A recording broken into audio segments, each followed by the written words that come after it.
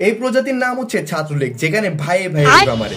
এই দলের নাম ছাত্রলীগ না দিয়ে কুত্তালীগ দিলেও চলে, কারণ দলের ভিতরে কিছু কুকুরের মতো পাঁচাটা মানুষ রয়েছে যাদেরকে ব্লোজব দিতে বলে তারা তাও দিয়ে দিবে।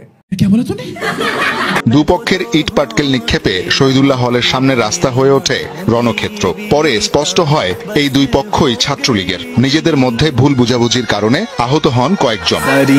এরা এত বড় যে এরা নিজেরা মারামারি করে সময় পায় না অন্যদের কখন মারবে। মারামারির কথা তো বাদই দিলাম, রাত হলে তো দেহ ব্যবসায় নেমে যায় এরা। আর এই ক্ষণিকের পোলাদের আম্মা হচ্ছেন শেখ হাসিনা, যিনি 17 তারিখ রাতে একটি লাইভে আসেন। তার অ্যাক্টিং এর জবাব বাকি দিব। ওনার চোখ একদিকে কথা আরেক দিকে। তিনি লাইভে এসে কিসব আবাল মার্কা কথা বলেছেন যেগুলোর কোনো হাত পা ছিল না। যেখানে পুরো দুনিয়া মানুষ কোটা নিয়ে আন্দোলন নিয়ে ব্যস্ত, সেখানে শেখ হাসিনা ভারত বাংলাদেশের ট্রেনের উদ্বোধন করে ফেলেছে।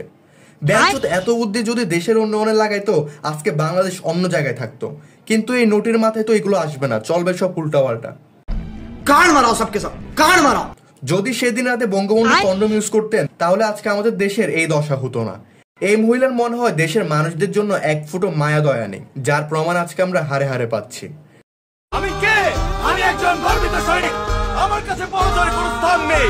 সবাই যেখানে থমকে দাঁড়ায়, আমি সেখান থেকেই শুরু করি। আমি কে? আমার চ্যাটার বাল। বাংলাদেশের পুলিশরা এত বড় বকচোদ, তারা টাকার লোভে মানুষদের মেরে ফেলতেছে।